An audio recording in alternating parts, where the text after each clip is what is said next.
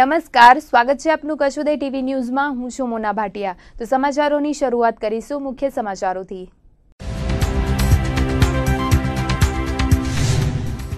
આધોઈ ખનીજ ચોરીનો રેલો પહોંચ્યો મોરબી। 2 સિરામિક ઉદ્યોગકારોની કરાઈ ધરપકડ। 1.25 કરોડની ચાઇના ક્લે માટીની કરાઈ હતી ચોરી। જિલ્લા પંચાયતની સામાન્ય સભામાં થયો હંગામો। સત્તા વિપક્ષ વચ્ચે હાથાપાઈ થતા અટકી। જિલ્લા પંચાયતના બજેટને અપાઈ બહાલી।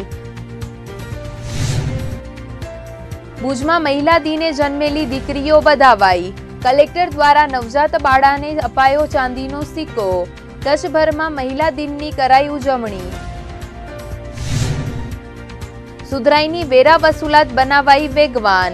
અત્યાર સુધી 5.5 કરોડની થઈ વસૂલાત। કચ્છ યુનિવર્સિટીના 2.5 કરોડના વેરા બાકી। આધોઈમાં ગત જાન્યુઆરી માસમાં ગામની સીમમાં માટી ચોરીનું કૌભાંડ બહાર આવ્યું હતું। પોલીસે આ કારસ્તાનમાં સંડોવાયેલા 2 શખ્સોને દબોચી લીધા બાદ મોરબીના 2 સિરામિક ઉદ્યોગકારોની ધરપકડ કરી છે, જેના પગલે મોરબી સિરામિક ઉદ્યોગકારોમાં ફફડાટ વ્યાપી ગયો છે। ભચાઉ તાલુકાના આધોઈ ગામે ગત જાન્યુઆરી માસમાં ગામની સીમમાંથી ગેરકાયદેસર રીતે ચાઇના ક્લેનું ઉત્ખનન કરવાના કૌભાંડનો સામખિયાળી પોલીસે પર્દાફાશ કરીને 2 શખ્સોની ડમ્પર સાથે અટકાયત કરી હતી। Royalty inspector જે.આઈ. પટેલ દ્વારા ખનીજ ચોરી અંગે રોજકામ કરીને પોલીસમાં વિધિવત ફરિયાદ નોંધાવવામાં આવી હતી, જેમાં કુલ 47,000 મેટ્રિક ટન માટીની કિંમત ₹1,24,46,000 આંકવામાં આવી હતી। ફરિયાદને પગલે સામખિયાળી પોલીસે તપાસનો પગેરું દબાવતા તેનો રેલો છેક મોરબી સુધી પહોંચ્યો હતો। અગાઉ ઝડપાયેલા આરોપીઓની પૂછપરછ કરતા ખુલેલા નામો પરથી મોરબીના સિરામિક ઉદ્યોગકાર રાજેશ મગનભાઈ વરસાડા અને કાંતિભાઈ પ્રેમજીભાઈ અમૃતિયાની સામખિયાળી પીએસઆઈ જે.એમ. ગઢવીએ ધરપકડ કરી હતી। સમગ્ર કૌભાંડ અંગે ખાણ ખનીજના ભૂસ્તર શાસ્ત્રીની કચેરીને જાણ કરાતા ખાણ ખનીજ તંત્ર દ્વારા મુખ્ય સૂત્રધાર સહિત 5 શખ્સો વિરુદ્ધ ₹1,24,46,000 ની કિંમતની ચાઇના ક્લે માટેનું ગેરકાયદેસર ખોદકામ કરવાની ફોજદારી ફરિયાદ નોંધવામાં આવી હતી। પીએસઆઈ જે.એમ. ગઢવીએ ઝીણવટભરી તપાસ કરતા 2 મુખ્ય આરોપી રમેશ કુંભા કોળી અને કમલેશ મહારાજની ગેરકાયદેસર ચોરી કરેલ ચાઇના ક્લેનું કોને કોને વેચ્યું હતું તે સહિતની પૂછતાછ કરાઈ હતી અને તે બાબતે આરોપીએ જણાવ્યું હતું કે મોરબીમાં આવેલ કિશન સિરામિકમાં ચાઇના ક્લેનું વેચાણ કરતા હતા। તો ગેરકાયદેસર ચાઇના ક્લે માટીની ખરીદી કરતા કિશન સિરામિકના માલિક રાજેશ મગનભાઈ વરસાડા અને કાંતિભાઈ પ્રેમજીભાઈ અમૃતિયાની ધરપકડ કરીને તેમની પાસેથી મુદ્દામાલ કબજે કરવામાં આવ્યો હતો, જેમાં રોકડ રકમ ₹2,50,000 તેમજ ટ્રક સહિત 40 ટન માટી રિકવર કરાઈ હતી। પીએસઆઈ જે.એમ. ગઢવીએ વધુમાં જણાવ્યું હતું કે હજુ બીજા કેટલાક સિરામિક ઉદ્યોગના નામો ખુલે તેવી સંભાવના છે, ત્યારે સિરામિક ઉદ્યોગકારો પર પડેલા કોરડાને કારણે મોટાભાગના ઉદ્યોગકારોમાં ફફડાટ ફેલાયો છે। કચ્છના ક્રીક વિસ્તારમાંથી અવારનવાર પાકિસ્તાની બોટ ઝડપાવાનો સિલસિલો કાયમ છે। તેવામાં ગત બપોરે કોઠાવારી ક્રીકમાંથી ફરી એકવાર પાકિસ્તાની ફિશિંગ બોટ ઝડપાઈ છે। બીએસએફની 108 બટાલિયને ઝડપી પાડેલી બોટ કોટેશ્વર જેટી પર લાવીને કસ્ટમ તંત્રને સોંપવા તજવીજ હાથ ધરાઈ હતી। કચ્છ બીએસએફના ડીઆઈજી ઇન્દરકુમાર મહેતાએ આપેલી વિગતો મુજબ કચ્છના ક્રીક વિસ્તારમાં જીપીલર નંબર 36 અને 38ની વચ્ચેથી બીએસએફની પેટ્રોલિંગ દરમિયાન આ પાકિસ્તાની બિનવારસુ બોટ મળી આવી છે। સૂત્રોનું માનીએ તો બોટમાં સવાર ઘૂસણખોરો સુરક્ષા એજન્સીને જોઈને નાસી ગયા હોવાનું જાણવા મળ્યું હતું। બોટમાંથી 2 પાકિસ્તાની આઈ કાર્ડ મળી આવ્યા છે। આ આઈ કાર્ડમાં ઉર્દૂમાં નામઠામ લખેલા હોવાથી બીએસએફ દ્વારા ઉર્દૂ ભાષાના જાણકાર પાસેથી આઈડી કાર્ડની તપાસ કરાવાઈ હતી, જેમાં એક આઈડી કાર્ડ ખાન મહમ્મદ મોમિન તૈમૂર અને બીજું આઈ કાર્ડ અલી અસર એહઝાઝ મુલ્લા નામના વ્યક્તિનું હોવાનું જાણવા મળ્યું છે। આ બંને શખ્સો પાકિસ્તાનના સુઝેવાલ પ્રાંતના શાહ બંદરના ચચ્ચાજાન ખાન નામના વતની હોવાનું જાણવા મળ્યું છે। આ ઉપરાંત માછીમારીના સાધનો, ડીઝલ અને ઝડપાયેલી માછલીઓનો જથ્થો મળી આવ્યો છે। છેલ્લા 15 દિવસમાં પાકિસ્તાન બોટ ઝડપાવાની આ ત્રીજી ઘટના છે। હોળી વખતે જ બીએસએફ સહિતની એજન્સીઓને બોર્ડર પર એલર્ટ કરાઈ હતી, ત્યારે એલર્ટ બાદ પણ એજન્સીઓ સતર્ક રહેતા આ બોટ ઝડપાઈ આવી હતી। ઝડપાયેલી બોટને કોટેશ્વરના કિનારે લાવીને કસ્ટમ તંત્રને હવાલે કરાઈ છે અને તેમાંથી મળી આવેલા આઈ કાર્ડને આધારે બોટ સવાર શખ્સોની તપાસ આદરાઈ હોવાનું કચ્છ બીએસએફ ડીઆઈજી આઈ.કે. મહેતાએ ઉમેર્યું હતું। કચ્છમાં લૂંટફાટ, મારામારી અને અપહરણ જેવા બનાવોમાં ઉછાળો આવ્યો છે. તેવામાં ભુજના અય્યાનગર પાસેથી 15 વર્ષીય કિશોરનું અપહરણ થયું હોવાની આશંકાઓ સેવાઈ રહી છે. હરિપર રોડ પર આવેલા સરદાર પટેલ નગરમાં રહેતા મૂળ બંગાળી પરિવારે આ સબબ પોલીસમાં ફરિયાદ નોંધાવી છે. ભુજ શહેર બી ડિવિઝન પોલીસ મથકેથી પ્રાપ્ત વિગતો મુજબ ભુજની આર્મી સ્કૂલમાં અભ્યાસ કરતા રિતિક રતીશ મજુમદારનું ગઈકાલે સાંજે 4:30 વાગ્યાના અરસામાં અપહરણ થયું હોવાની આશંકા છે. આર્મી સ્કૂલમાં અભ્યાસ કરતો આ કિશોર ટ્યુશને ગયા બાદ ઘેર પરત ફર્યો ન હતો. પરિવારજનોએ શોધખોળ આદર્યા બાદ પણ રિતિક ન મળતા તેના પિતા રતીશ જ્યોતિષ મજુમદારે ભુજ શહેર બી ડિવિઝન પોલીસ મથકે ફરિયાદ નોંધાવી હતી. આ કેસમાં બી ડિવિઝન પીઆઈ જેએમ હાલ તપાસ ચલાવી રહ્યા છે. તેમની સાથેની વાતચીતમાં જાણવા મળ્યું હતું કે કિશોરના પરિવારજનોને ખંડણી માટે કે અન્ય કોઈ ફોન આવ્યો નથી. પોલીસે પણ શોધખોળ આદરી છે. વધુમાં તેમણે ઉમેર્યું હતું કે હાલ પરીક્ષા અને અભ્યાસની તાણને કારણે રિતિક ક્યાંક ચાલ્યો ગયો હોવાનું જણાય છે. જોકે હાલ સ્પષ્ટ કહી ન શકાય કે રિતિક તેની રીતે ક્યાંક ચાલ્યો ગયો છે કે તેનું અપહરણ થયું છે, પરંતુ પોલીસ દ્વારા તપાસ આદરાઈ છે.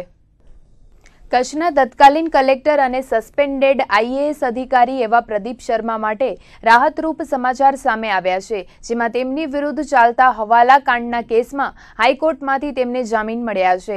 પ્રદીપ શર્મા જ્યારે કચ્છના કલેક્ટર તરીકેના કાર્યકાળમાં હતા તે દરમિયાન અંજારના વરસામેડી પાસે આવેલી વેલ્સપન કંપનીને પાણીના ભાવે જમીન ધરી દેવાની અવેજીમાં તગડા નાણાં લીધા હતા અને પોતાની પત્ની શ્યામલ શર્માના ખાતામાં હવાલા મારફતે વિદેશ મોકલ્યા હોવાનો કેસ તેમની સામે ચાલી રહ્યો છે અને ઈડી સુધીની ટીમોએ આ કેસમાં તપાસ કરી છે. ત્યારે લાંબા સમયથી કાયદાકીય પ્રક્રિયામાં અટવાયેલા પ્રદીપ શર્માના જામીન ગુજરાત હાઈકોર્ટ દ્વારા મંજૂર થયા હોવાના અહેવાલો પ્રાપ્ત થઈ રહ્યા છે. જિલ્લા પંચાયતની સામાન્ય સભામાં વર્ષ 2017-18ના 1945 કરોડના બજેટને રજૂ કરાયું હતું, જેમાં 497 કરોડની પુરાંત સાથે 1474 કરોડની આવક અને 1438 કરોડના ખર્ચના હિસાબો રજૂ કરાયા હતા. બજેટમાં મુખ્યત્વે તાલુકાઓને ફાળવવા માટે 14 કરોડ 71 લાખની ગ્રાન્ટ અપાઈ હતી. બાંધકામ ક્ષેત્રે 4 કરોડ 19 લાખ, શિક્ષણ ક્ષેત્રે 1 કરોડ 18 લાખ, વિકાસ તેમજ પંચાયત મહેકમ ક્ષેત્રે 2 કરોડ 26 લાખ, સામાન્ય વહીવટ માટે 1 કરોડ 98 લાખ, સ્ટેમ્પ ડ્યુટીની ગ્રાન્ટ પૈકી વિકાસ કામો માટે 10 કરોડ, રોયલ્ટીની ગ્રાન્ટ પૈકી વિકાસ કામો માટે 2 કરોડ 10 લાખ, આરોગ્ય ક્ષેત્રે 29 લાખ, ખેતી ક્ષેત્રે 15,30,000, પશુપાલન ક્ષેત્રે 22 લાખ, સમાજ કલ્યાણ ક્ષેત્રે 37,50,000, નાની સિંચાઈ માટે 27 લાખ, કુદરતી આફત માટે 35 લાખની જોગવાઈ અંદાજપત્રમાં કરાઈ હતી.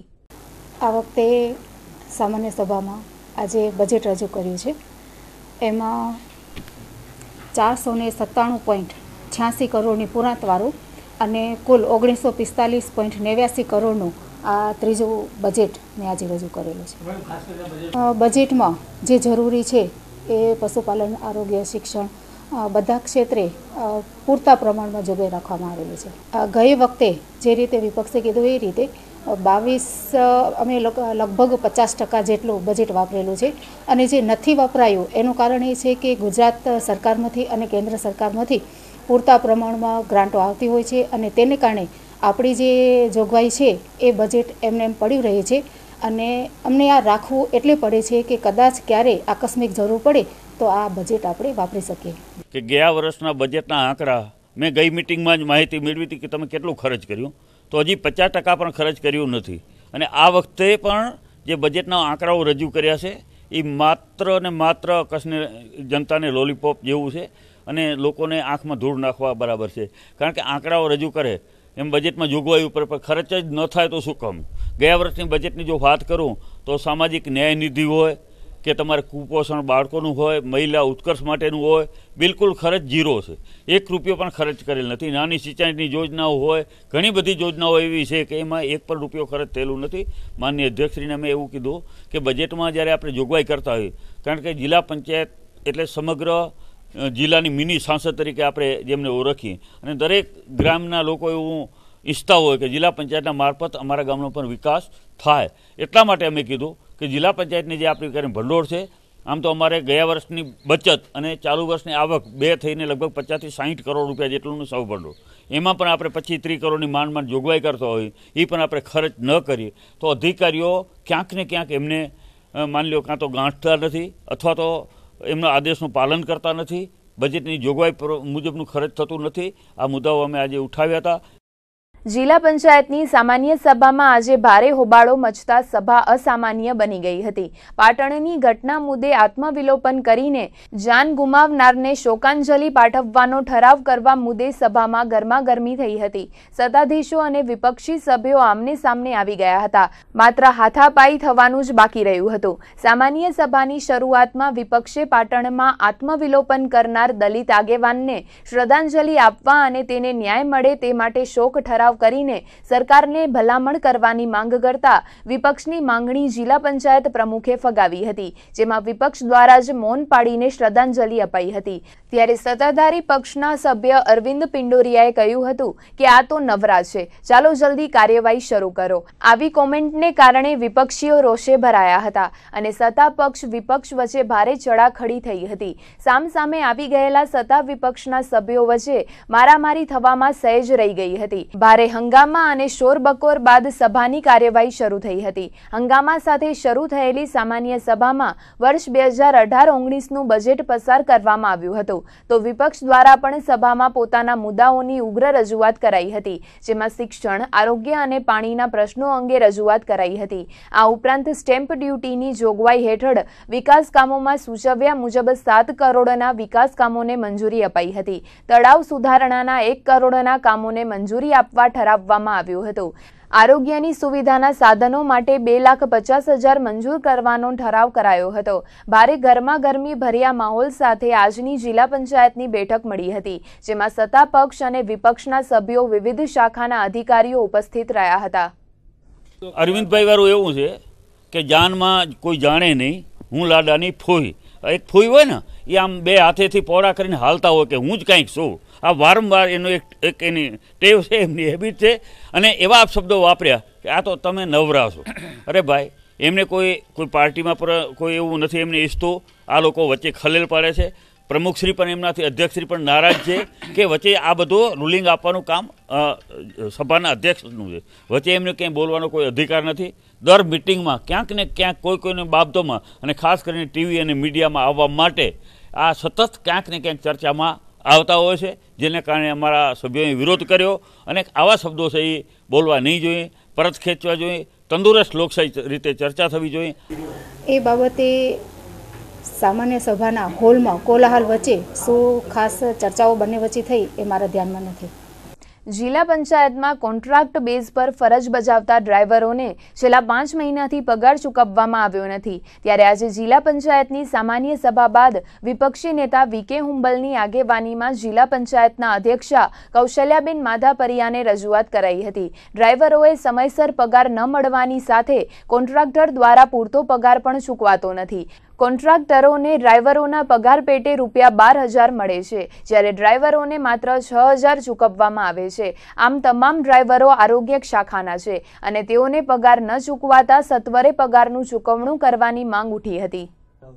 નાના અને ગરીબ અને મધ્યમ વર્ગના કુટુંબમાંથી આવતા ડ્રાઈવરો જે અત્યારે હોસ્પિટલોનો પીએચસી હોય કે સીએચસી હોય એમના ડ્રાઈવર તરીકે જવાબદારી આપે છે. આ કામ કોઈ બહારની એજન્સીને કામ આપેલું છે અને એમને 12,000 રૂપિયા સરકારે કંઈક એનો પગાર ધોરણ નક્કી કર્યું છે. એની સામે એજન્સી એક તો કર્મચારીઓનું શોષણ કરે છે, મજબૂર લોકોનો લાભ લે છે અને માત્ર 6,000 રૂપિયા જેવી મામૂલી રકમ પગાર તરીકે નક્કી કરી છે. એ પણ આજ છેલ્લા 5 મહિનાથી આવા નાના માણસો, નાના કર્મચારીઓને, ડ્રાઈવરોને પગાર એજન્સીએ ચૂકવ્યા નથી. હવે જ્યારે એજન્સી પગાર ચૂકવતી ન હોય ત્યારે તમામ પીએચસી હોય કે સબ સેન્ટર હોય એ બધું અમારા જિલ્લા પંચાયતના અંડરમાં આવતું હોય. જિલ્લા પંચાયતના પ્રમુખશ્રી અમે ધ્યાન દોર્યું કે આ ડ્રાઈવરોને 5-5 મહિના સુધી જો આપણે પગાર ચૂકવી ન શકતા હોઈએ, એના કુટુંબની હાલત, એના કુટુંબની પરિસ્થિતિ શું, અને માની લો કાલ સવારે એ ડ્રાઈવરો એક સામટા છૂટા થઈ જશે તો આરોગ્યની પરિસ્થિતિ શું થશે, આરોગ્યની હાલત શું થશે. આજે જિલ્લા પંચાયતની મળેલી પૂર્વે મહિલા દિનના ઉપલક્ષ્યમાં જિલ્લા પંચાયતમાં 1 કરોડની માતબર રકમના ખર્ચે અદ્યતન રેકર્ડ રૂમના નિર્માણનું ખાતમુહૂર્ત કરવામાં આવ્યું હતું.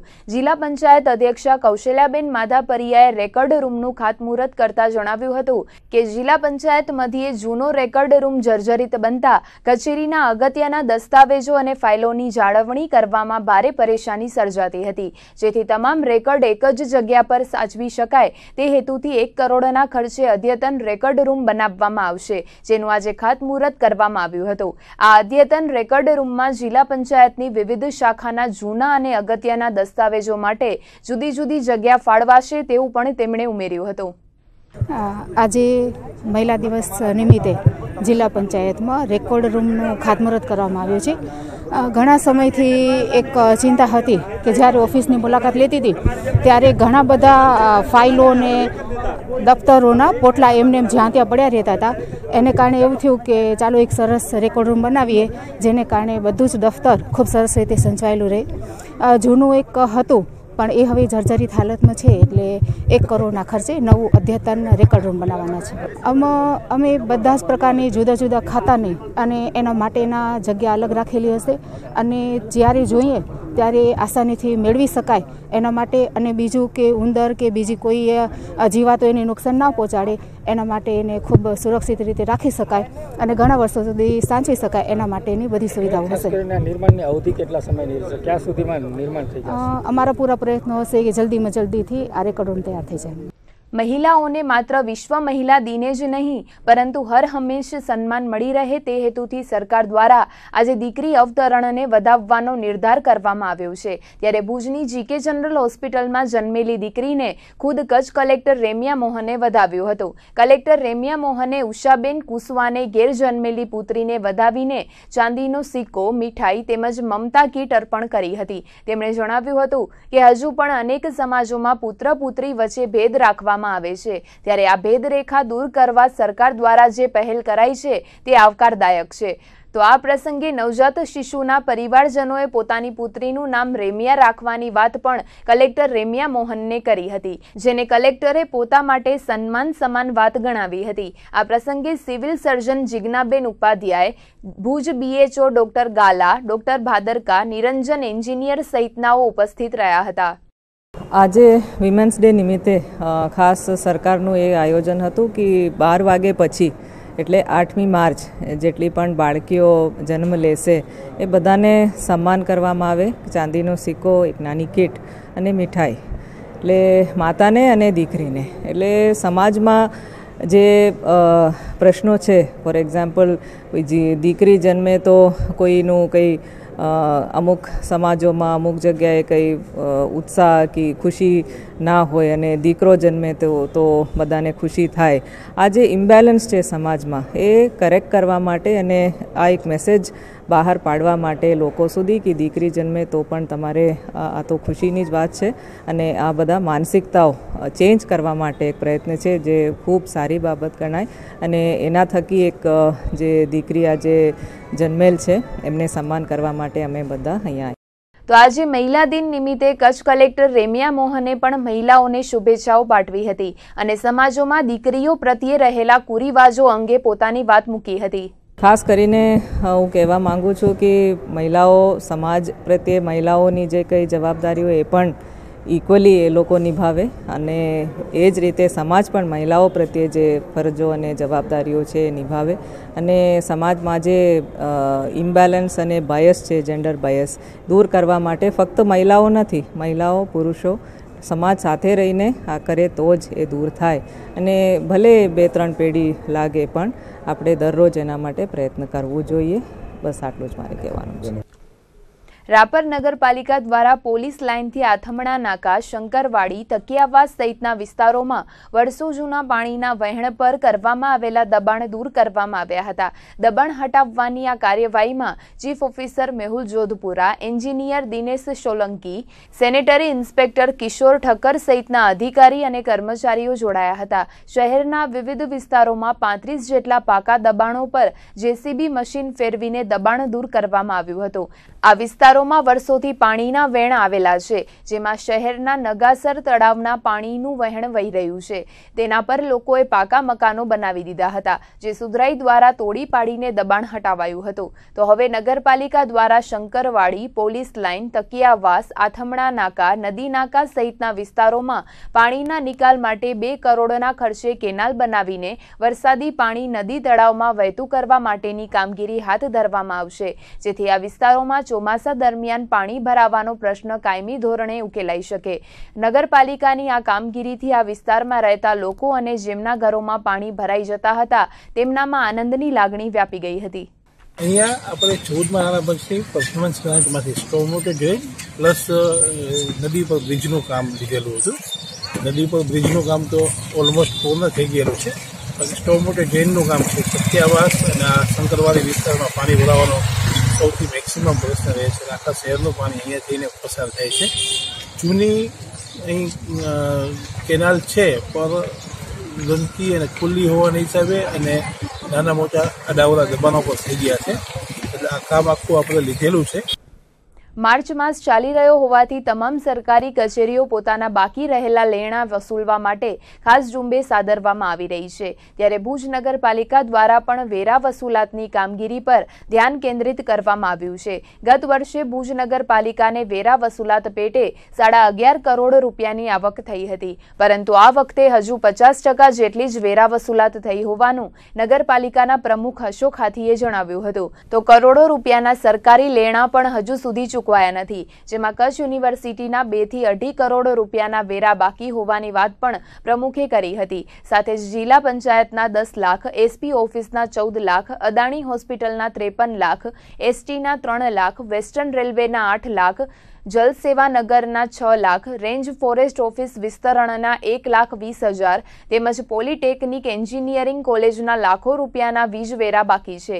તેની વસૂલી માટે નગરપાલિકા દ્વારા તમામ સંબંધિત કચેરીઓને વેરા 31 માર્ચ પહેલા ભરી જવા રજૂઆત કરી છે. તો ભુજના સ્થાનિકો અને વેપારીઓ પાસેથી પણ વેરા વસૂલાત કરવામાં આવી છે. દરરોજ 50 થી 60 લોકોને વેરા ભરવા માટે નોટિસો અપાઈ રહી છે. તો સુધરાઈની ટીમ ઘેર જઈને વેરા વસૂલાત ની કામગીરીમાં જોતરાઈ છે. ત્યારે આગામી ટૂંક સમયમાં વેરા વસૂલાતની ઝુંબેશ વધુ વેગવાન બનાવવામાં આવશે અને જેમણે વર્ષોથી પોતાના વેરા નથી ભર્યા તેની મિલકત સીલ કરવા પણ વિચારણા કરાઈ રહી હોવાની વાત નગરપાલિકાના પ્રમુખ અશોક હાથીએ કરી હતી. સાથે જ મિલકત સીલ કરવા માટે ચીફ ઓફિસર સાથે પણ ચર્ચાઓ કરવામાં આવી છે. જેમના વર્ષોના વેરા બાકી છે અને તેઓ વેરા ભરતા નથી તેઓની મિલકત સીલ કરવાની કાર્યવાહી પણ કરવામાં આવશે. અત્યાર સુધી અંદાજિત 5.5 કરોડ રૂપિયા વેરા વસૂલાત પેટે જમા થયા છે. ગત વર્ષે 11.5 કરોડ રૂપિયાની આવક થઈ હતી. નોટબંધીના કારણે એક જ માસમાં 3.5 કરોડ રૂપિયાની વેરા વસૂલાત ભુજ નગરપાલિકાને થઈ હતી અને વેરા વસૂલાતની રકમ 10 લાખને પાર કરી ગઈ હતી. ત્યારે આ વખતે કેટલી વેરા વસૂલાત થાય છે તે જોવું રહ્યું. પણ કમનસીબે ગઈ સાલ કરતાં અત્યાર સુધી આપણે વેરા વસૂલીમાં 50% છીએ, 50% પાછળ છીએ. કારણ કે ગઈ વખતે નોટબંધીના હિસાબે આપણે નગરપાલિકાને એવો સારો ફાયદો થયો હતો ને આપણે 11.5 કરોડ ઉપર વેરા વસૂલ કરી લીધા હતા.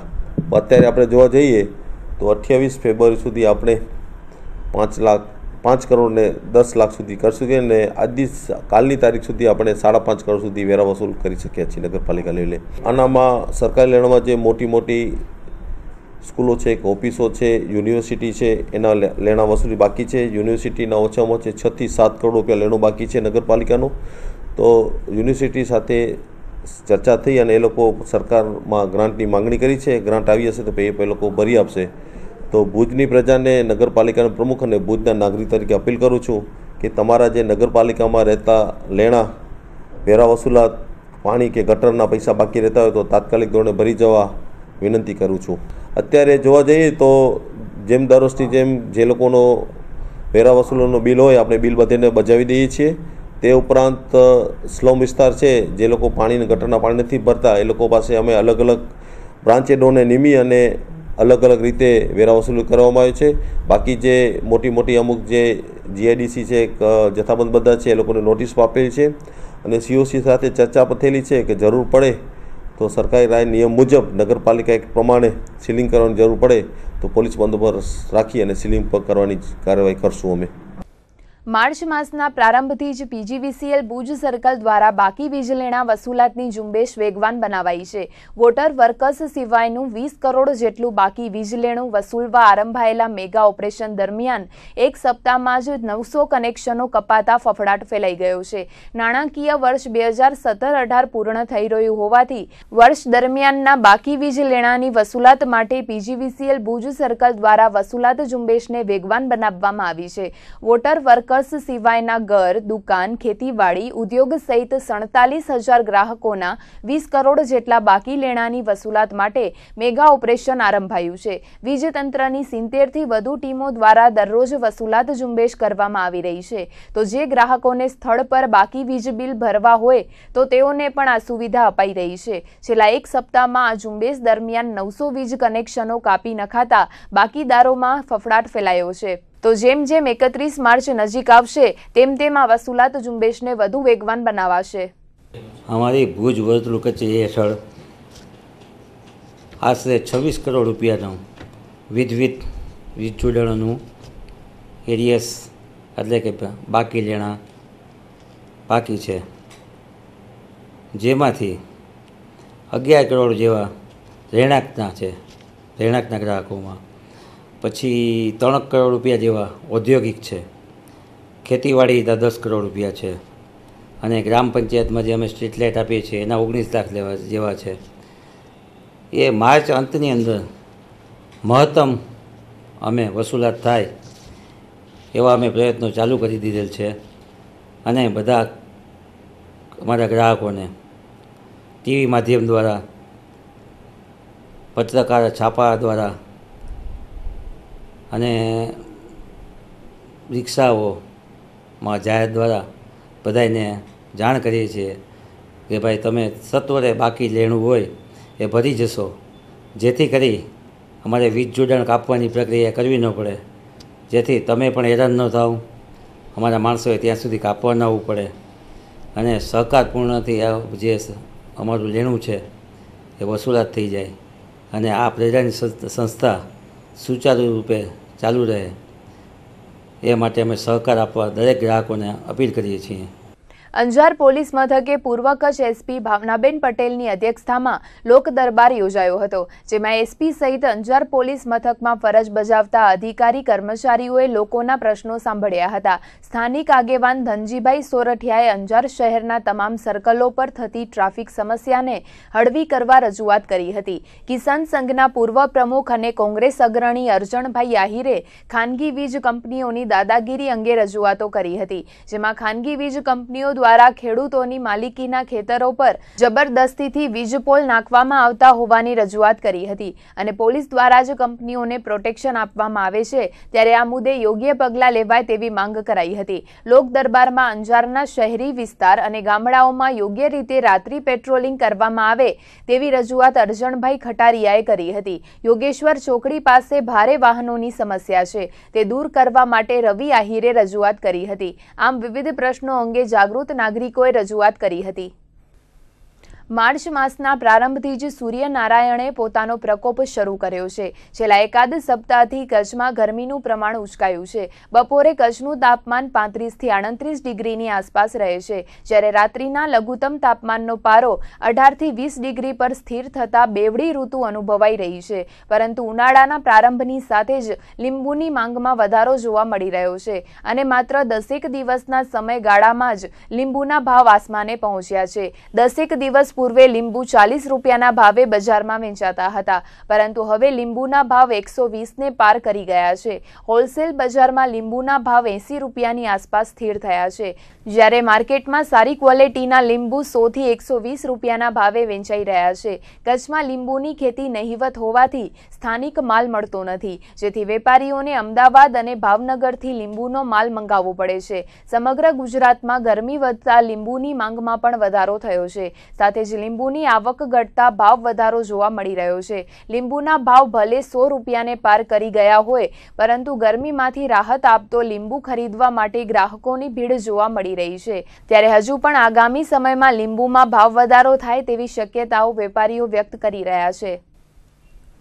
અત્યારે 60 રૂપિયા 80 રૂપિયાની વચમાં છે. સારા લીંબુ 80 રૂપિયા છે. લીંબુ વધુ પડતા ભાવનગર સાઈડથી આવે છે. અત્યારે હોલસેલમાં 65થી કરીને 80 રૂપિયા સુધી લીંબુ છે. અત્યારે રિટેલમાં 120 રૂપિયા 100 રૂપિયા જેવી બજાર. અત્યારે ગરમીની સિઝન ચાલુ થઈ એટલે ડાયરેક્ટ ભાવ વધી ગયા. અત્યારે સમજી લો કે અઠવાડિયું કે 10 દિવસ પહેલાં લીંબુની બજાર કાંઈ 40 રૂપિયાથી કરીને 20થી 40 રૂપિયા રિટેલમાં મળતા હતા.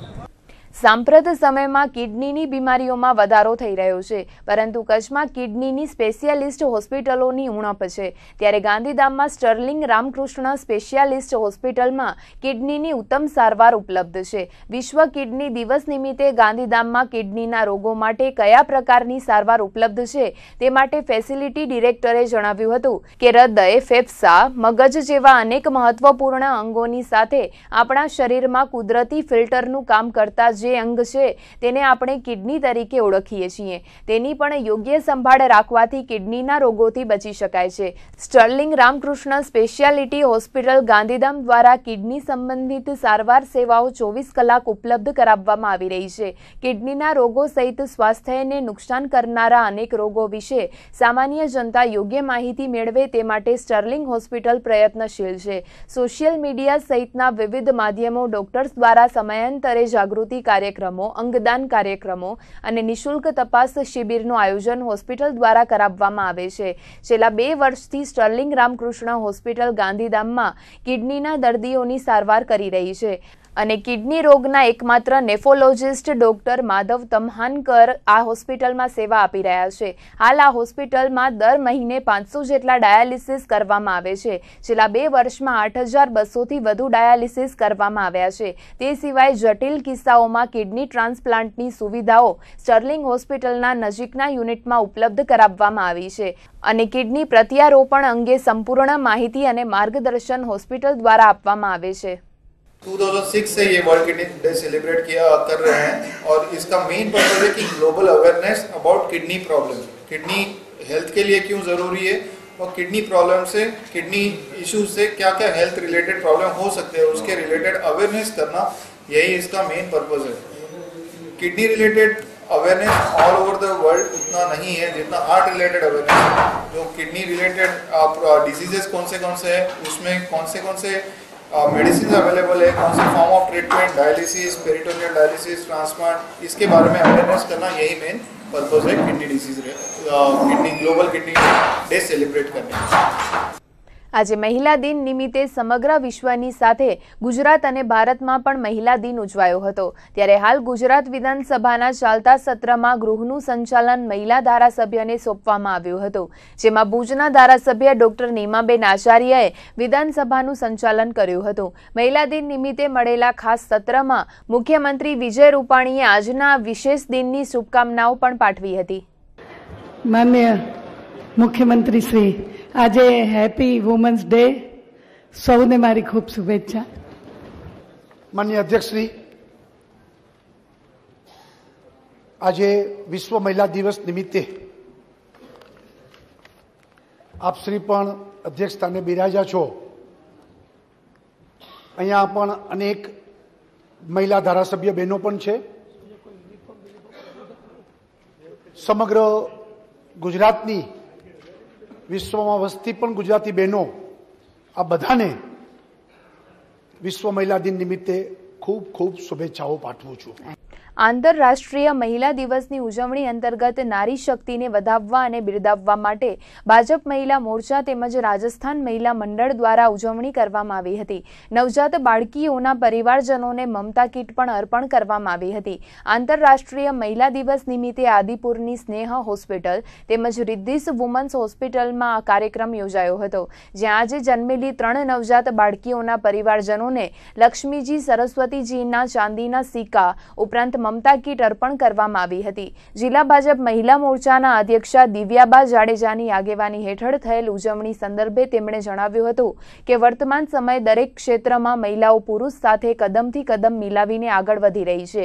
ત્યારે વિશ્વ મહિલા દિનની ઉજવણી નિમિત્તે આજે 8મી માર્ચે જન્મેલી બાળકીઓ અને તેના પરિવારજનોને આવકારવા માટે કાર્યક્રમનું આયોજન કરવામાં આવ્યું હતું. આ પ્રસંગે ગાંધીધામ પાલિકા પ્રમુખ ગીતાબેન ગણાત્રા, ચંદ્રિકાબેન દાફડા, કૈલાશબેન દાફડા, વાઘેલા, પન્નાબેન જોશી, ઉષાબેન મકવાણા, ડિમ્પલબેન આચાર્ય, રાજસ્થાન મહિલા મંડળના સુશીલાબેન નાહટા, મંજુબેન પારેખ, અનિતાબેન નાહટા, લીલાદેવી પારેખ, સૂરજજી, નિર્મલા દેવી, રતન દેવી, સુશીલા દેવી, જ્યોતિબેન નાહટા, સ્વીટીબેન, દીપિકાબેન, નીતાબેન ચોપરા, ડોક્ટર દિનેશ સ્કુતરિયા સહિતના ઉપસ્થિત રહ્યા હતા. બીજી તરફ ભુજની જીકે જનરલ હોસ્પિટલ ખાતે બપોરના 12 વાગ્યા સુધી એક દીકરી તો માંડવીમાં 5 દીકરીઓનો જન્મ થયો હતો, જ્યારે રાપરના સામૂહિક આરોગ્ય કેન્દ્ર ખાતે 1, ભચાઉમાં હોમ ડિલિવરી થકી 2 અને લખપતમાં દયાપર સામૂહિક કેન્દ્ર ખાતે 1 દીકરીનો જન્મ થયો હતો.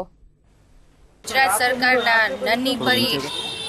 નન્ની પરી અવતરણ રૂપે જે કાર્યક્રમ આપણા ગુજરાત સરકારે શ્રી વિજયભાઈ રૂપાણીએ, આપણા નરેન્દ્રભાઈ મોદીએ, પ્રદેશ પ્રમુખ જીતુભાઈ વાઘાણીએ જે પહેલ કરી છે તે ખૂબ જ આવકારદાયક છે અને એ પહેલથી આપણે બધાને કંઈક પણ શીખવા જેવું છે.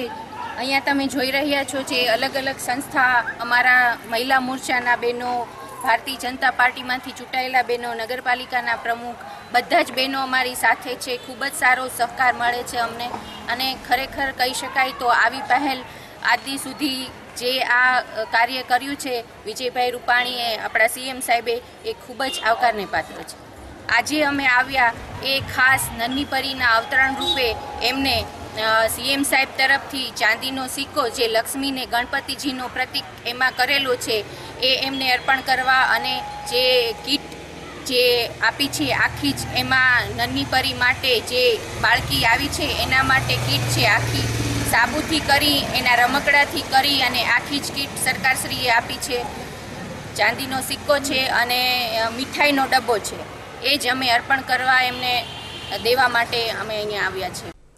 આજે વિશ્વ મહિલા દિન નિમિત્તે સમગ્ર ભારતમાં વિવિધ કાર્યક્રમો સાથે ઉજવણી કરવામાં આવી હતી, ત્યારે ભુજમાં પણ આંતરરાષ્ટ્રીય મહિલા દિન નિમિત્તે બ્લડ ડોનેશન કેમ્પનું આયોજન કરવામાં આવ્યું હતું.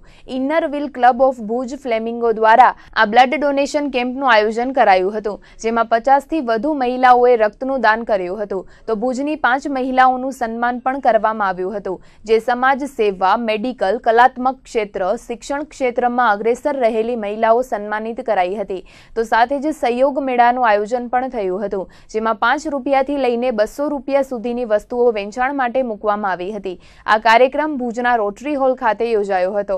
આ કાર્યક્રમમાં inner wheel club of Bhuj flamingo, wall city અને ઇનર વ્હીલ ક્લબ ઓફ કેપિટલના સહયોગથી આ મેળાનું આયોજન કરાયું હતું. એમાં એ રીતે કરવામાં આવ્યું છે કે દરેકે પોતાના ઘરમાં રહેલી ન વપરાતી ચીજો છે તે વેસ્ટ છે કે કોઈ ન વપરાતી હોય એવી સારી વસ્તુઓ અમે એક જગ્યાએ એકત્રિત કરી છે અને ખૂબ જ ઓછા 5થી 50 રૂપિયા સુધીમાં અમે સારી સારી વસ્તુઓ આપશું કોઈને અને એ જે ફંડ ભેગું થશે એ અમે જે સ્કૂલને એક સ્કૂલ અમે લોકોએ એનો વિકાસ સાધવાનો હોય છે એમાં અમે ડોનેટ કરીશું. આજે વિશ્વ મહિલા દિવસ નિમિત્તે રાપરની સરસ્વતી કન્યા વિદ્યાલય ખાતે અનોખી ઉજવણી કરવામાં આવી હતી. શાળાની બાળાઓને મહિલા દિન નિમિત્તે વક્તવ્ય આપીને મહિલાઓ દરેક ક્ષેત્રમાં આગળ આવે તેવી પ્રેરણા અપાઈ હતી. આ પ્રસંગે શાળાના આચાર્ય દીનાબેન સોલંકીના નેતૃત્વ હેઠળ N P Patel, J A Patel, K B Patel, S S Bhatt, A L Zariya, B D Patel, G M Desai, M M Vaghela, N R Patel સહિત ઉપસ્થિત રહ્યા હતા. મહિલા દિવસ નિમિત્તે અલ્પાબહેન વિરાણીએ મહિલા દિવસનું મહત્વ આપતું મંતવ્ય આપ્યું હતું. વ્યવસ્થા કાંતિલાલ પટેલ અને હરજીભાઈ પટેલ દ્વારા કરવામાં આવી હતી. રાષ્ટ્રીય સુરક્ષા સપ્તાહ અંતર્ગત 4મી માર્ચથી લોકોમાં સુરક્ષા સંદર્ભે જાગૃતિ વધારવામાં આવી રહી છે, ત્યારે ભુજ ખાતે રાજ્ય સરકારના director industrial safety and health તેમજ federation of Kutch industries association એટલે કે ફોકિયાના ઉપક્રમે સેફટી કલ્ચર ઇન ઇન્ડસ્ટ્રીઝ સંદર્ભે સેમિનાર યોજાયો હતો. ફોકિયા દ્વારા યોજાયેલા સેમિનારનો મુખ્ય હેતુ સેફટીના કોન્સેપ્ટને સમજાવવાનો હતો. આ ઉપરાંત અકસ્માતોમાં ઘટાડો કરવા માટે સલામતી જાળવવા વર્કશોપમાં માર્ગદર્શન અપાયું હતું. સલામત વર્તણૂકને પ્રોત્સાહન આપવા માટે સેફટી પ્રોફેશનલ્સ અને તમામ સ્તરના સંચાલકોને સમજણ આપવામાં આવી હતી. વર્કશોપમાં ભાગ લેનાર સંગઠનો અને કંપનીના પ્રતિનિધિઓને સુરક્ષા સંબંધિત પ્રક્રિયાઓના અમલીકરણ માટેની તાલીમ અપાઈ હતી. સેમિનાર દરમિયાન કન્સ્ટ્રક્શન સેફટી મેનેજમેન્ટ, ઉદ્યોગોમાં બિહેવિયર બેઝડ સેફટીનું અમલીકરણ, identification and risk assessment, electrical, mechanical, chemical સલામતી, ઉત્પાદન પ્રક્રિયામાં કર્મચારીઓની આરોગ્ય સંભાળ સહિતના વિષયો પર માર્ગદર્શન અપાયું હતું. સેમિનારના પ્રમુખ મહેમાન તરીકે ડીસી ચૌધરી, જિલ્લા કલેક્ટર રેમ્યા મોહન, મુખ્ય વક્તા તરીકે U R Soni, chief safety officer Gaurang Bakshi, fire and safety નિષ્ણાંત પ્રમોદ સિંહ, ફોકિયાના MD Nimish Phadke, joint MD Talakshi Nandu, યુરોના ડેપ્યુટી મેનેજર રાજેશ ઠક્કર સહિતના ઉપસ્થિત રહ્યા હતા. એટલે સેફટી વીક છે એટલે આમ તો બધા સેફટીના જનરલ નોર્મ્સ હોય, પણ ફોકિયા એક ઓપોર્ચ્યુનિટી લે કે આટલો મોટો વિસ્તાર છે અને અહીંયાના જે વિસ્તારમાં જેટલી ફેક્ટરીઓ છે એ લોકોની સેફટી નોર્મ્સ આમ તો મેન્ટેન કરે છે ઘણું ખરું, પણ છતાં આપણે જાણીએ છીએ કે શોર્ટકટ તો દરેક કરતા હોય, તો એમાં અવેરનેસ લાવી અને હમણાં આપણે જોઈએ છીએ કે અલગ અલગ હાદસા કંઈ થતા હોય તો આપણે જેટલું સોસાયટીને યોગદાન આપી શકીએ એ લોકોને બોલાવીને અવેરનેસ આપીએ. અને ફોકિયા હંમેશા ઇન્ડસ્ટ્રીને લગતા પોલિસીના, બીજા પાણીને લગતા, સેફટીને લગતા કોઈ પણ કામ હોય તો હંમેશા ફોકિયા આગળ રહે. એટલે આપણી ઇન્ડસ્ટ્રીને હંમેશા એમાં કામ કરતો કર્મચારી ખૂબ જ સેફ રહે અને સુખી રહે એવી ભાવનાથી આપણે આ સેમિનારનું આયોજન કર્યું છે. તો આ હતા આજના કચ્છ ઉદય ટીવી ન્યૂઝ. ફરીથી મળીશું આવતીકાલે. ત્યાર સુધી અમને રજા આપશો. નમસ્કાર.